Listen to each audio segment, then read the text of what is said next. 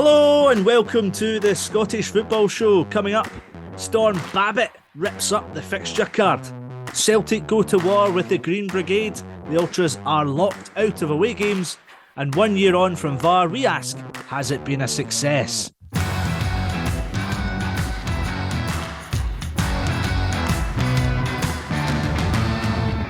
Welcome, Scottish football fans. It's another episode of the Scottish Football Show. I am your host, Andrew Slaven, and joining me, as always, senior producer at TNT and Scottish media legend, Laura Brannan. Hello, Laura. Hello. Legend is quite extreme, Andrew. I don't know if I'd go that far. Although when I was in Seville, I actually got spotted for, that video that Cop90 did during the Euros. So this guy came up to me randomly and went, "Are you that girl that's in Shite Being Scottish?" And I'm looking up going, "Aye, I am in that video. I have never been recognised for something like that because I'm an absolute nobody." And that was quite strange. And it took me quite a minute to twig what he was actually on about. So, yeah, it was odd. Well, Laura, if you would stop talking, I could introduce our next guest, Findlay Marks, Melbourne's head of creative. Finn, are you tired of listening to Laura and her telling everyone she's famous now? Wow. Not in the slightest, no. She got noticed once and now she's like, "Oh, I've been on TV and everything." No, Laura's Scottish football Twitter royalty. She's got about 1 billion followers. So, yeah, Laura can say what she wants. I'm not comfortable with this conversation. Exactly. I'm going to just switch my camera off for the rest of the podcast so no one can see me now. Funnily enough, I will tell you a story back when we were doing the Totally Show, Laura. Not early doors, I think it was after a year. I was in Greens in Dumfries, the pub, and I was chatting to a wee brother, my pal when I was growing up. Wee brother, he was like, "Oh, Andrew, how's it going?" Blah, blah, blah. And I was like, "Nice one, blah, all good." And then his mate next to him, who wasn't saying anything, was like, "Do you do a podcast?" And I was like, "Yeah." And his mate just said, "Yeah, this is Andrew Slaven. He does the total." He was like, "Oh my!" Turns out he was a trucker, and all his mates used to listen to the podcast. Wait. He's like, "I'm phoning him right now, telling who's in the pub." Like, all right, man. I think it was probably our whole listenership was all those truckers. Are you the most famous person that's been in Greens and Dumfries though before, Andrew? Is that like Calvin Harris? Does he frequent there quite often in between trips around the world, DJing at Ibiza and going out with Taylor Swift and all that? So like choking for a beer, I'm just going to go down to Greens if that's all right. Oh, I'm trying to think. Frank McAvenny was in there a few years ago. That's pretty good. I think there must be a few more. I always love, do you ever do those random road trips or something around Scotland if you're at a away day or I don't know, somebody's getting married or something at the arse end of the country, and you go into those little chippies or Indian restaurants and the walls just covered with the famous people that have been in there over the last 30 years. Yeah. And that kind of sunlight stained pale blue kind of thing that you get in barbershop windows where all the pictures are faded. But it's that kind of thing. And it's like, Rod Stewart came in here for a curry after a gig in 1987. It's the highlight of their time as a restaurant. I love those wee things. So you see them. The best ones are if you go into a chippy, which is why have you got a camera just at the ready? Should some random celebrity come in? And then you take the time to print them all off and put them around. Yeah, those are awesome. Okay, let's kick things off how we normally do. So with some funnies. Who's going to go first? Finn, you go first. What have you got for me? There wasn't a huge amount of funny stuff, sadly, going on at the weekend, mostly because there was no football really going on at the weekend. But one of the games that did go ahead in the lower leagues produced, I think, one of the finest photographs in Scottish football for a long time. In the Stirling Albion v Falkirk game, some of the Bairns fans were winding up the Stirling players to the point where the captain actually made a gesture to try and get somebody removed from the stand, like they were a heckler at a comedy gig or something like that. And there's just this fantastic shot of the guy that he's remonstrating with, giving him a bit back. And it's just this classic Scottish football da, with the Vickies being flicking up at him. But what makes the photographic composition so good is that right behind him, there's two old boys absolutely pissing themselves laughing at the confrontation going on. It's just a magnificent picture. Maybe try and put it out on our Instagram or something, but it's fantastic. It's the classic. As soon as the player turns round and isn't looking at him, that's when he does it. That's it. It's so like no shame at all. I walk away. It's like that thing. It's like, yeah, walk away as you walk away. I also just liked it was the V. Like it's a lesser spotted, I would say now. People tend to go for the much more aggressive middle finger, or the wanker sign or something like that, or just a very aggressive point at them while they're swearing expletives at them. But I just liked that it was a good old-fashioned V and a grumpy face. I also quite liked as well, very close by, there's a small child just witnessing all of that happening, and it just it took me back to when I was a young man going to the football, 12, 13 years old, and what an education that served as to some of the incredible vocabulary of Scottish swear words we've got in our lexicon as a nation. Because I heard things at the football I had never heard in my life up until that point before. And you would never repeat. No. Laura, what have you got for me? Do you see Stenhouse Muir's novelty top? So this the jobby top. Love it. This stemmed from Barcelona putting out a collab with the Stones, and their sponsor was the Stones logo, the tongue hanging out. Yeah. So in response to this, they did a joke and they put their sponsor is Lockhire. Now I am not up on what Lockhire do, but I assume they make portaloos, because instead of having the word, they've put an actual image of a portaloo on their strip. A few people liked to tweet, and they went and just saw the pound signs in their eyes, basically, and said, okay, we're going to make this, and then put it on sale. So I joke maybe gone a little bit too far, but in all fairness to them, they are putting all the profits to charity, so fair play to them. Brilliant. I thought it was class. Stenhouse are such a brilliant club for that. They're really switched on in their local community and trying to do things that they can do to help around. So it's really cool. Warriors in the Community is the club charity, and they're absolutely brilliant. So that was really class to see. Actually looks quite smart. I think it looks pretty good. The graphic design's all right on the kit. So, yeah.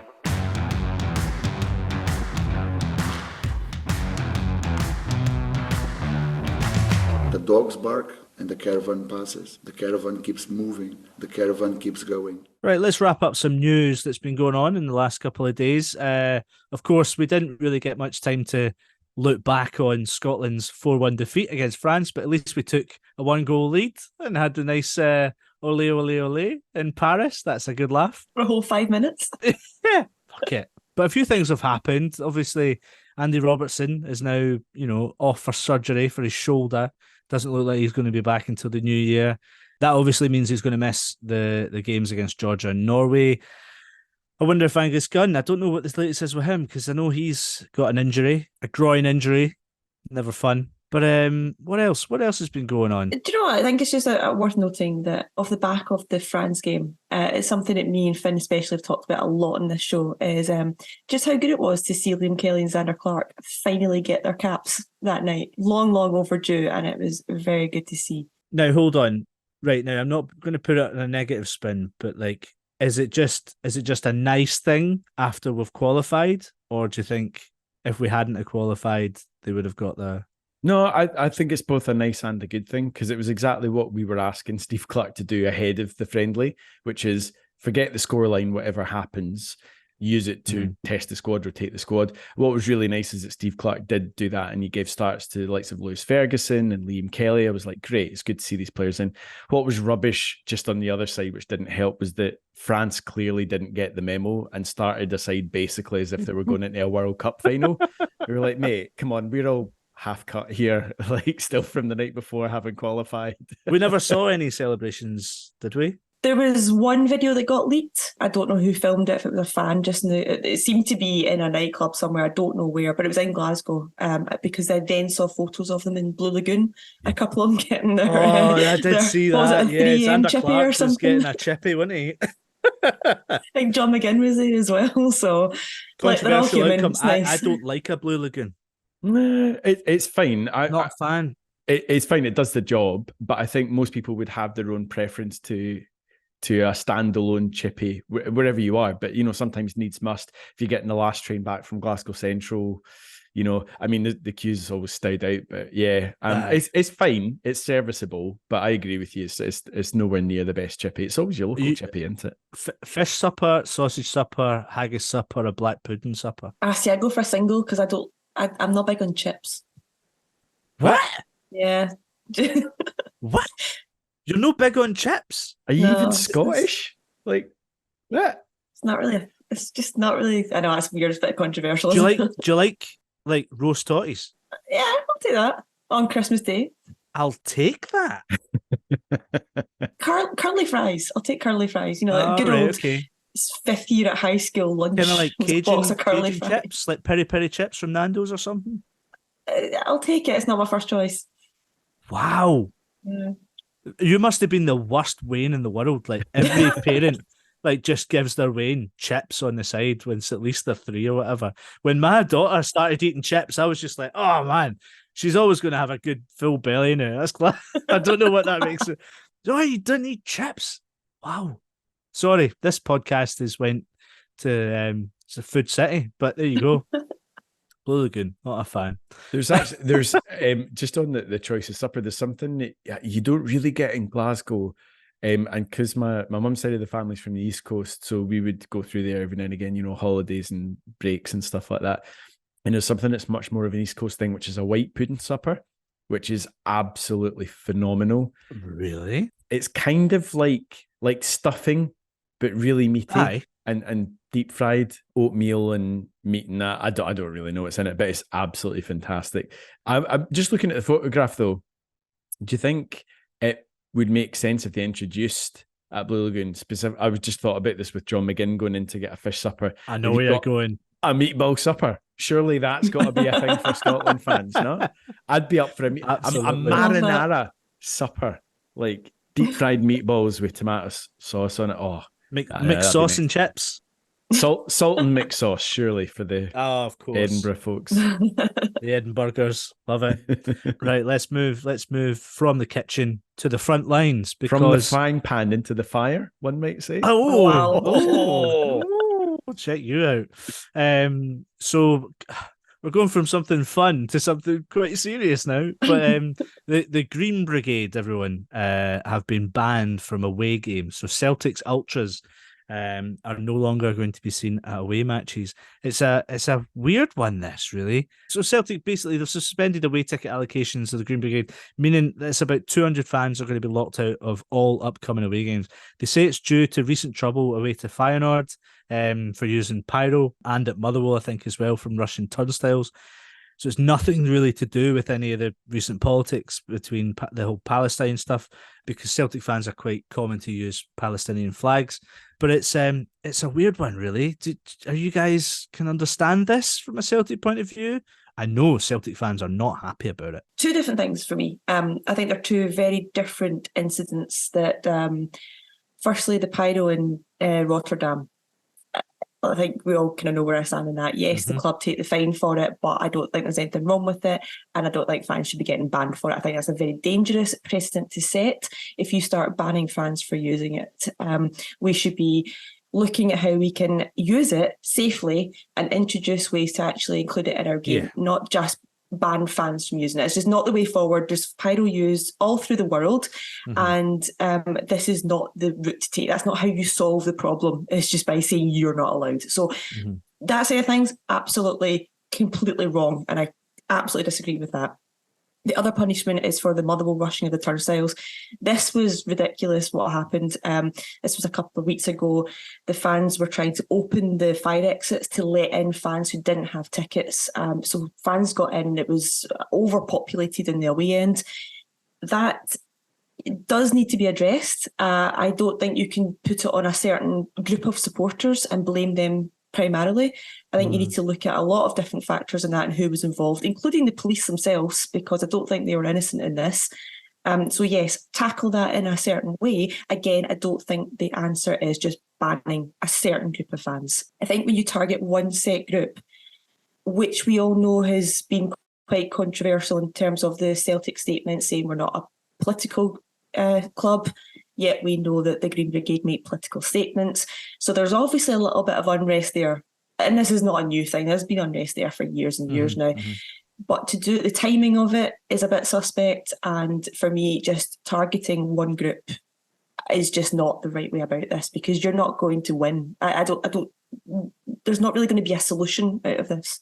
Well, especially when you have, I mean, Celtic as a football club have always celebrated the Green Brigade. You've had in the past Neil Lennon, when he won the first league trophy under his tenure, he took the trophy straight to them and planked it on the pitch and stuff like that. So like you have a really difficult relationship, and it's not a good one to have if the club is punishing its own fans, even though there could be an element of legitimacy towards it, but dialogue has to be the way forward.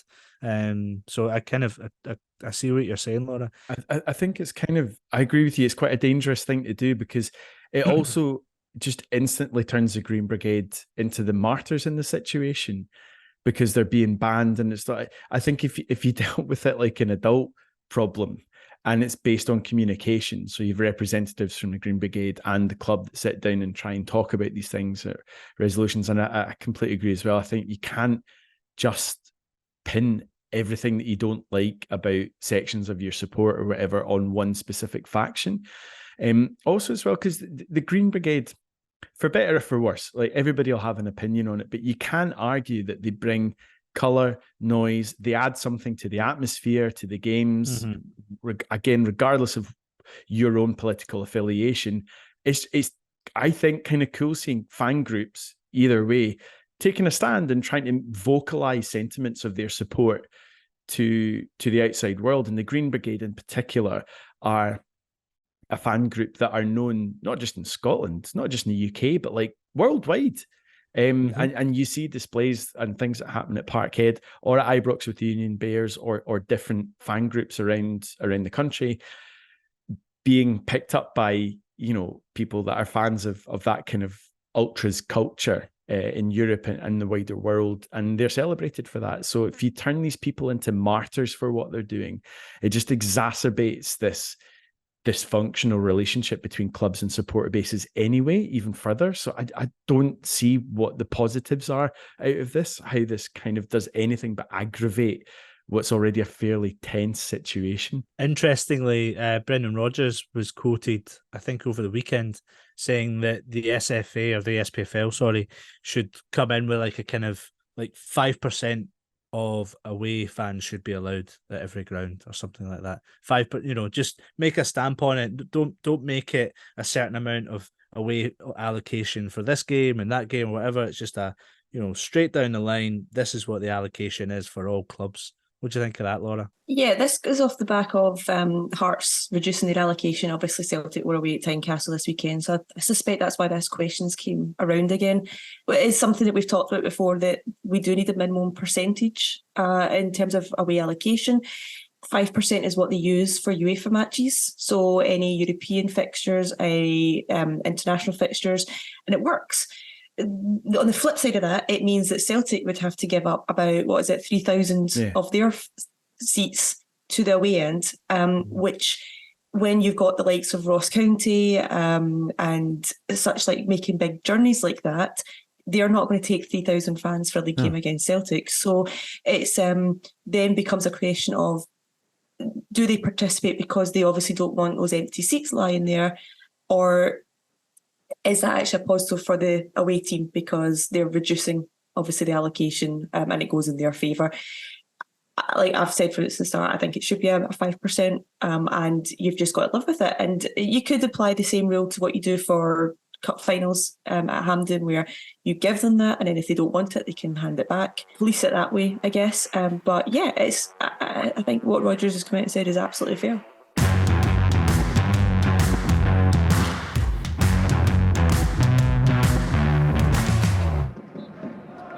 The full-time whistle at Ibrox. Philippe Clement gets the winning start he asked of his players. No magic stick involved, but Rangers conjured up 4 goals. Rangers 4, Hibernian 0. Okay, quickly rounding up the rest of the SPFL action, because there wasn't a lot.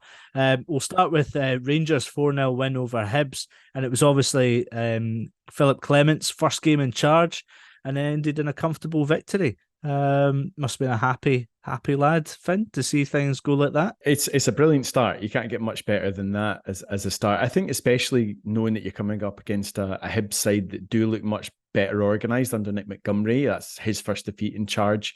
What was really nice to see was the intent and the intensity that was there behind a lot of Rangers play, and just very basic tactical stuff that looks like it was very quickly rectified from the mess that kind of Michael Beale left behind. There was maybe something that you'd said, Laura, about Hibs just looked terrible, but I think it was actually more a tactical repositioning from Rangers to very quickly close down the way that Hibs were playing. So Hibs like playing out from the back, and I think they noticed this and they were just like, well, don't let them be very in their faces, high intensity pressing, and that's where Rangers got all the joy in the second half as it went on. Yeah. So there's a obviously alluding to his press conference, he's not Harry Potter with a magic wand. He can't just wave his wand and things change. Because he looks like Voldemort more than Harry Potter. He does. He who should not be named. But it's as things go, I think it was most Rangers fans, I think, went into the game with trepidation, knowing that they were facing a good Hibs side. They just wanted to see a good performance, even over a scoreline, and I think they got both. So there's a lot there to build on. Obviously, it's very early days, but encouraging signs at the start for Clement. What about the kind of rumour, or it might be news by the time people are hearing this, that Graham Souness could be back in an advisory role at Rangers? Well, I think he's obviously somebody that's very well known and has kind of worked in vaguely ambassadorial things before with the club. Well, he was offered an ambassador role, which he refused. I think probably because he wants a higher role. I think it's more to do with something in a more ad hoc role, because I think if you're an ambassador, you're at club functions and doing things all the time. And I think now that he's not doing his punditry, I think he wants the freedom to be able to come in and do stuff. Interestingly, he was part of how involved he was at all stages. I'm not too sure, but he was part of the committee in helping interview and speak to candidates around the Rangers job just recently. It kind of makes sense, but it's somebody that knows the pressures of what it is to be the Rangers manager and has an incredible pedigree in the game, both as a player and as a manager. So I think, I think it'll be a good thing if he's involved with the club in some sort of advisory role in doing that. It can't be a bad thing to have people with that level of expertise and knowledge and background being involved in the decision-making process at a club. Kilmarnock got their second win of the season. The first came against Rangers on the opening day, so it's been a long wait for Kelly fans. They beat Livingston 3-1 at Rugby Park, but interestingly, David Martindale said in his post-match that Kyle Vassell, who got a brace in this game, reminded him of Lyndon Dykes when he was with the Lions, which is interesting, considering I think Vassell is much older than Lyndon Dykes. Has he got any Scottish family anywhere hidden away, Vassell? He certainly travelled. The boy's got numerous clubs. But yeah, really good result for Kilmarnock, who've, they've beaten Rangers and Celtic this season, but they just haven't racked up the league points that they require. But speaking of Celtic, easy streak for them against Hearts at Tynecastle, 4-1. Celtic emphatic at the moment and just seem to be getting better and better. So it's eight wins out of their 9 league games so far. It looks pretty hard to see anyone turn that around, but you never know. Elsewhere, Laura, Dundee United absolutely smashed Partick Thistle 5-0 in one of the very few games that happened lower down the leagues. Yeah, so Dundee United, they've moved 4 points clear at the top of the championship. It was an absolute rout on Partick Thistle. As much as we absolutely love the championship and how tight it is every year, I just feel like this year they're just going to be a wee bit too strong. And it's going to be a competition between the best of the rest this year. I think it's just going to be let United run away with it. I think, see, you just look at their squad. They've got a Premiership team. Like, you look at the likes of Declan Gallagher, Tony Watt, Louis Moult, Grimshaw, Middleton, Sibbald. I mean, they are very much just down. I think temporarily they're going to come back up again. And yeah, look, fair play to them. They did well. I think Thistle they had the sending off, and their heads just went. And it was just collapse mode after that. There was something, Andrew, you pointed out, there was no matchday tickets available on the day of the game, which I think's a kind of common problem we find in our game right now, that you could get them online, but you couldn't get them in person. And I don't know if this is just away-end tickets, but that, especially away-end tickets, has become a problem. You see a few clubs saying you have to get them by 12 o'clock or you have to get them by Friday close of play. And it's like, what are we doing to our game? Why are we not encouraging fans to be able to go at 5-2? Yeah, I'm going to go out of the house. I'm going to rock up to the stadium round the corner because there's nothing else to do and just pay at the gate. Certain people of a certain age won't know how to buy tickets on their phone and might just be in the vicinity and actually go, yeah, I'm going to go as a neutral or whatever. We're just not doing anything to help ourselves, are we? I completely agree with you. I just think it's also in a culture where so many of the clubs are so reticent for their games to be broadcast so that they don't lose out on match day ticket sales and revenues. When you then make it so difficult for supporters, as you're saying, almost on a whim to just to rock up and buy a ticket, it just seems so counterintuitive. We just don't help ourselves so much of the time. Totally agree, completely. Ayr United in the Championship, they got their first back-to-back, well, they completed first back-to-back wins of the season. It was a 1-0 away win against Dunfermline. Ayr move up to 6. Yeah, there's not a lot of football going on because we have to go straight down to League Two and talk about Brian McLean, who got the sack at Clyde. They lost 3-2 to Bonnyrigg Rose. They're 9th in the table, 1 point off bottom, and they've only got one win this season, which I think was actually against rock bottom Elgin. I just love how you say McLean as McLean. I know. What was it? It was Stephen McLean as well. Did Kenny McLean up against Norway? That is. There are jokes in this world. There are jokes in this world that if you're going to slag me off, make the jokes good. But I am holding on to. I'm clutching at straws. What can I say?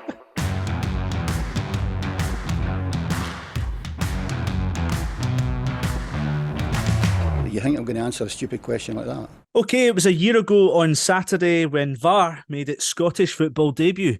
Can you remember the game though? It was Hibs versus St Johnstone at Easter Road, and hee-haw happened.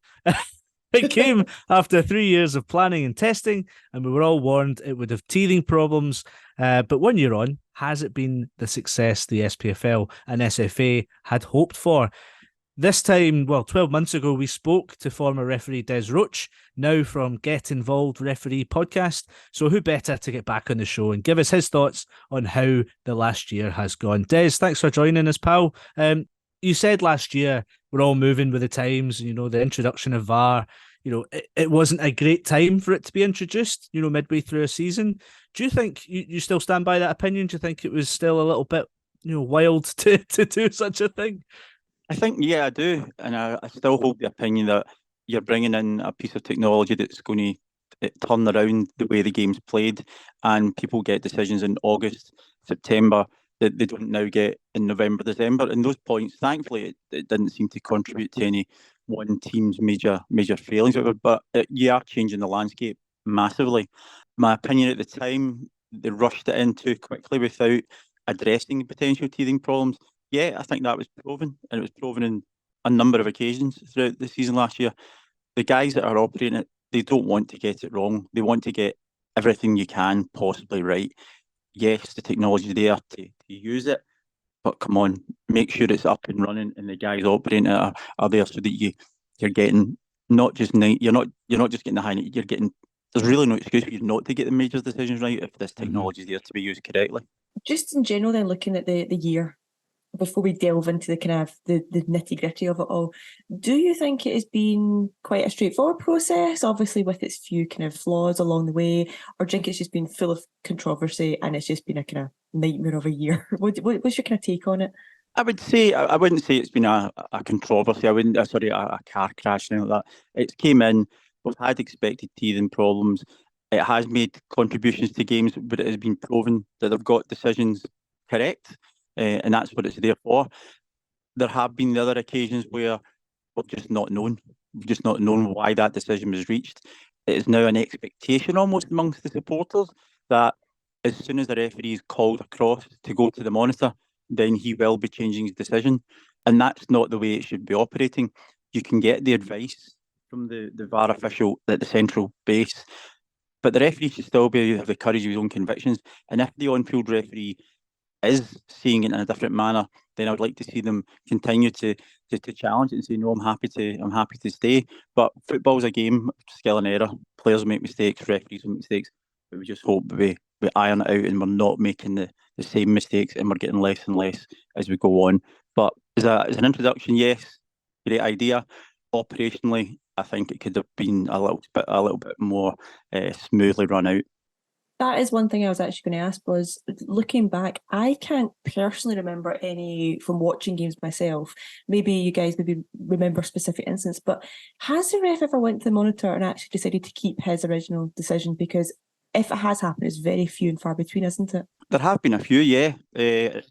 Willie Collum, I think, was the first one to do it at Ibrox last year. And there have been a few other ones, not many. I would say maybe only less than 5% of calls are ever gone against. But I still think the referee on the field of play, if he's got a solid view of it and a solid feeling for it, I would take a lot of persuading me to change my mind. Do you think, Des, in Scotland specifically, that we as football fans, do you think we dwell too much on like individual incidents, like all the time? Like there's so much focus on it that we're basically just desperate for some clarity a lot of the time. Yeah, you think that's football fans in Scotland, Spain, Sweden, wherever you want in the world. Yeah, they want to have no fouls go against their own team, no goals go against their own team, no conspiracies against their own team. That's just the way it is. But with relation to your question, I think we can get too focused on one thing. Do you know what? If mistakes happened, forget it, move on to the next one. Mm-hmm. Move on to the next incident. It's like if you lose a goal, you're only one down. You can still come back and win 2-1, get a draw, etc. If a referee makes a mistake, he's making it honestly, and I genuinely mean that. He's made an honest mistake, and he's then got to get that out of his mind to go and get the next decision correct. Because I've always thought with VAR, a lot of people hate it because it takes so long, or they hate it because they say it's ruining the game or whatever. And very early on they were saying it'll ruin the conversation in the pub. But the fact that these things still get wrong and that we're still talking about it now, it's just added another dynamic to the game, if anything. Do you agree? Yeah, it's just added another layer to the cake that's Scottish football, isn't it? We've just got to work our way through another tier. But like anything, it's here to stay. It's not going away. We just need to make sure that we're operating it better. And I'm sorry, but we are going to get natural breaks in play if there's a goal that has to be checked, or if there's a particular game match incident that has to be checked. It is getting a bit Americanized, but we've just got to make sure these are a lot slicker and that we're not taking 3 minutes to say, right, that goal actually counts now, so you can go and celebrate, and it takes another minute to get the game started.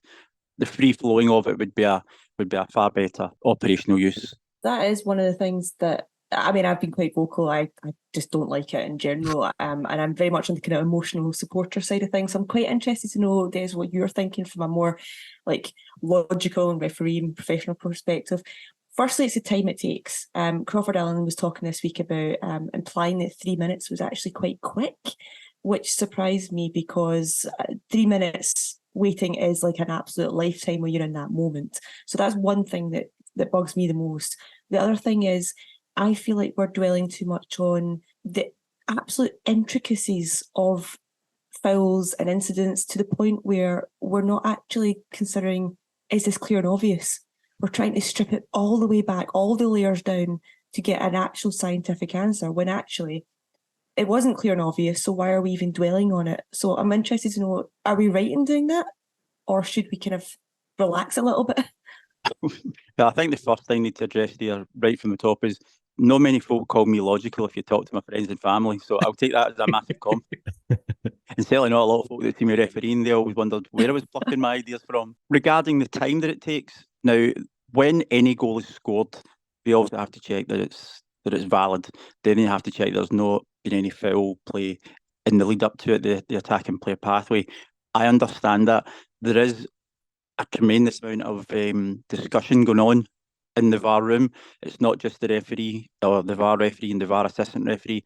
There's somebody there who's showing the clips. There's an observer. They're asking to see which view they want of the 6 cameras that are there.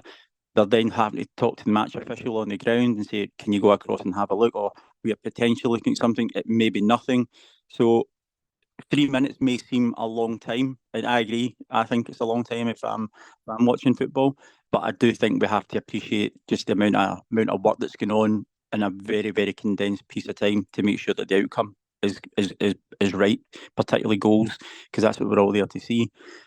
Regarding the clear and obvious decisions and the clear and obvious errors, I'm very much of the opinion that if you're having to look at something 4, 5, 6 times and having to get that line drawn across to see if someone's front part of their big toe is offside, that's not clear and obvious.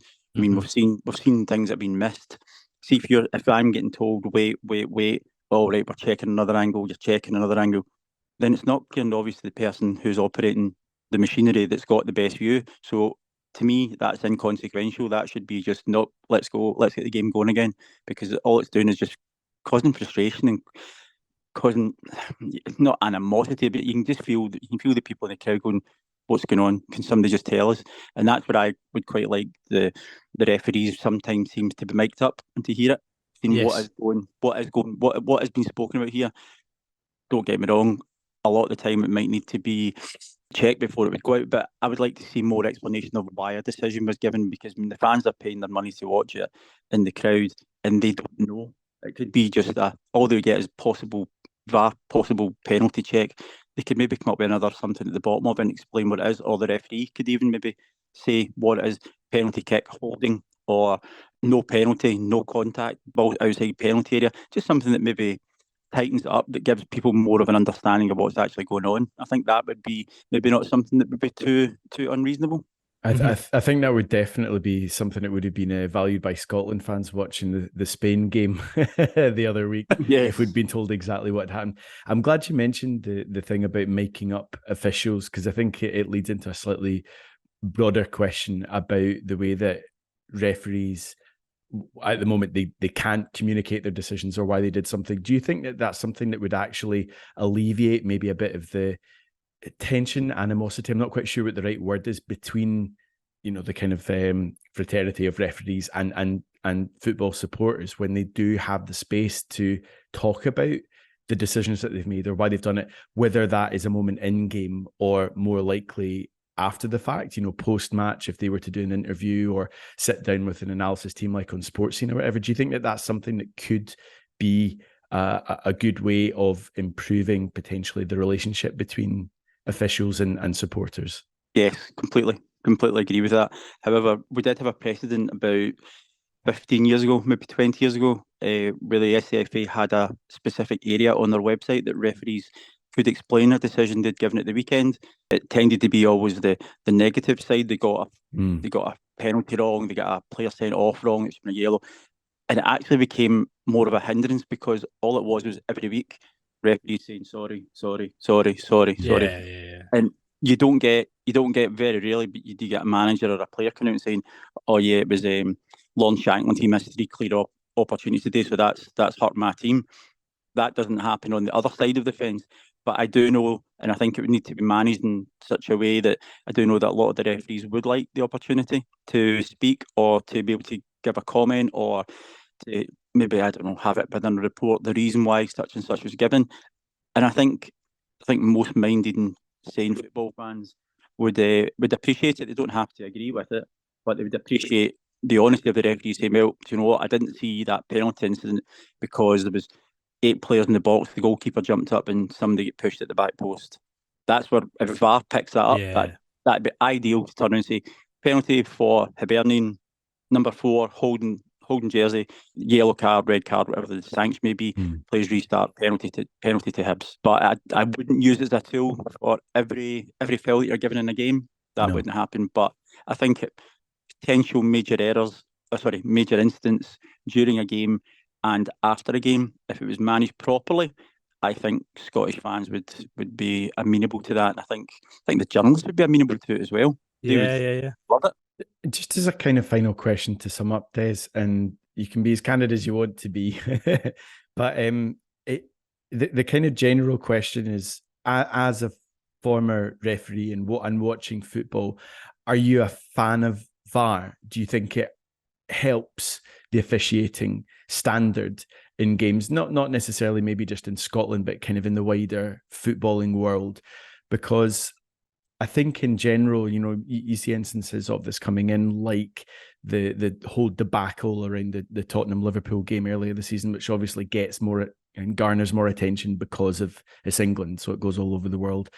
But from my perspective, it doesn't seem to have made the game infinitely better. Like it's not catching a percentage of decisions that might not have been caught anyway exponentially greater, but it is, as Laura maybe alluded to earlier, sacrificing a lot of the enjoyment of the in-stadium experience of fans.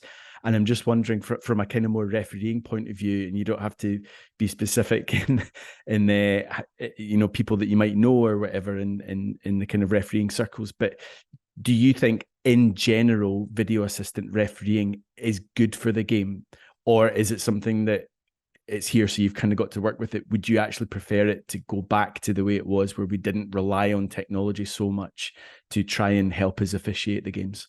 Certainly wasn't a VAR of it in the Scotland-Spain game 2 weeks ago. Lay my hat firmly on that one. I was rather perplexed. I'm not going to take the sitting in the fence approach. I'll give him opinion. VAR has come in. It's all around the world. If we want to be seen as a nation and we're going to the Europeans, if we didn't use VAR in our country, we wouldn't even be eligible to qualify for these major competitions, because we've got to be operating at the highest level. Mm-hmm. If we didn't use VAR, our referees wouldn't receive major European appointments. Now, I know a lot of them are not getting the biggest games anymore, but there are teams regularly going out. So if our guys weren't using that in the top league, we wouldn't have any representation in Europe. Also, I think because of the league systems and European competitions, after you get to a certain stage, VAR must be available in your stadium as well. So that would then backtrack to the teams losing out. There is just so much been invested in this that I don't see it going. It has to be here, and it has to be here to stay. It has to get better, and it goes back to everything. You'll only get better by using it more, getting the proper training and experiences of using it before you go to a match. So this is up and running. England had their teething problems. We're experiencing our teething problems. Would I like to see it go back to just the 4 guys on the pitch? Probably yes, because I think the fan experience is being slowed up quite a lot, and I count myself as a football fan. You're wanting to see, right, why did it happen? What's happening next? How long is it taking? So I can see the fan experience and element of joy almost sort of a little bit removed. But my knowledge of it is that it's here to stay, guys. It's here to stay, and we just have to put up with it. But more experience. I'm not as big a fan, but I understand why we've got it. I love it. I think it's great. Keep it going. Just need more cameras. Just need more cameras. That's it. More cameras, more money, more games. Just get us at the house and watch football. Exactly.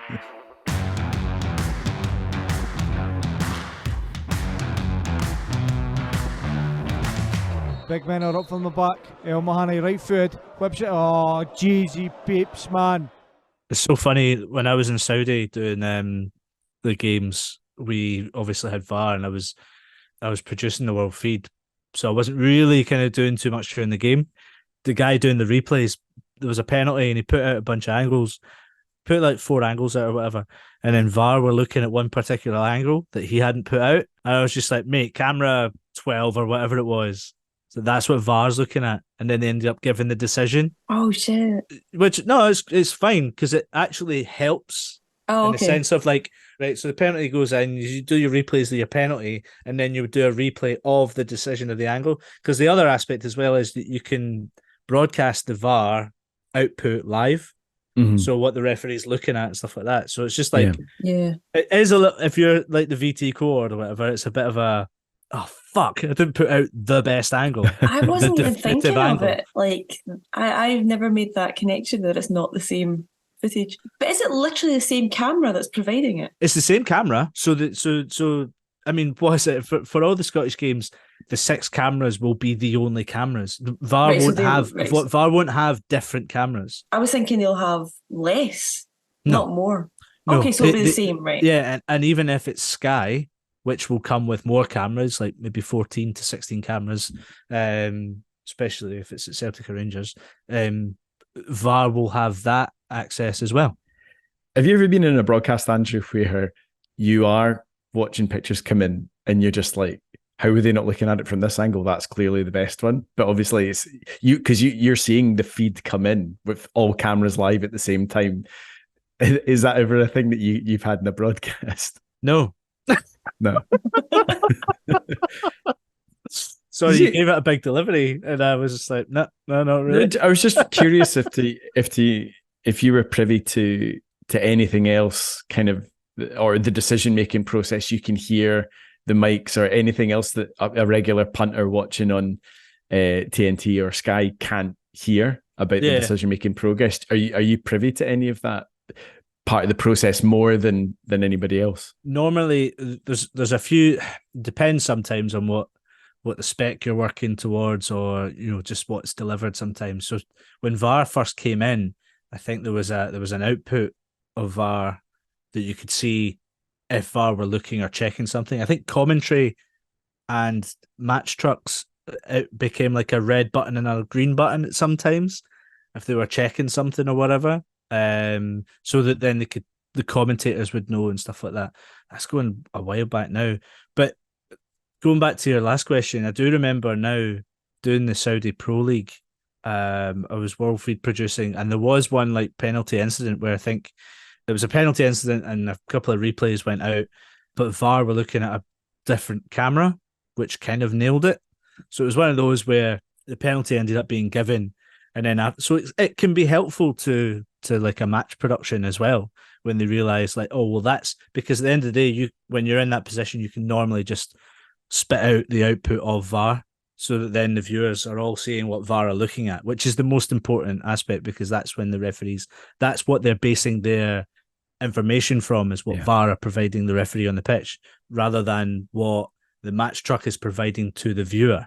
So we split that out, and then that's how they make the decision. But it then can help us as well and be like, well, that's the angle that they based their decision upon. So then once you rolled out all the replays of the penalty, we could go back and go, and this is why. So things like that can happen sometimes too. I always think about the editor that must be sitting in with them as well, because I'm presuming it's not the referees that are sitting there with a fast forward rewind button clipping things out or whatever. Surely they've got like a wee edit guy that's doing all the bits for them, where they say, can you clip this out? Can you do that? They've got the replay operator, haven't they? Yeah, they'll have an EVS op or whatever software they use and unit they use. They'll have someone there, but they'll be trained on it. I don't know of any like professional EVS ops who would do normal match replays for Sky, TNT or BBC or whatever that do that. I think they have to be like staff kind of trained people to like go between all the angles and stuff like that. That was me going between the angles. And I can confirm that when you work at a club, you are completely in the dark and you get exactly the same access and information as anyone in the stands. So you feel more like a fan as well? It is just as frustrating and just as rubbish as if you were a supporter. Especially if you had the angle, Laura. Which side? Yeah, I thought that was quite interesting when Des was saying that sometimes when clubs send in their own angles to appeal decisions and they won't get considered, which is quite interesting, because there was a lot of times after games at Motherwell where we'd analyse different angles that we had from behind the goals and GoPro positions and stuff, and it would be included in appeals. If we were going to appeal something as a club, of course you'd cut it up and put it in, and you'd slow-mo it down and you'd zoom in and everything. So it's interesting to know that that's not always accepted. Any broadcasted match as well, like the clubs will get the footage from the broadcaster as well.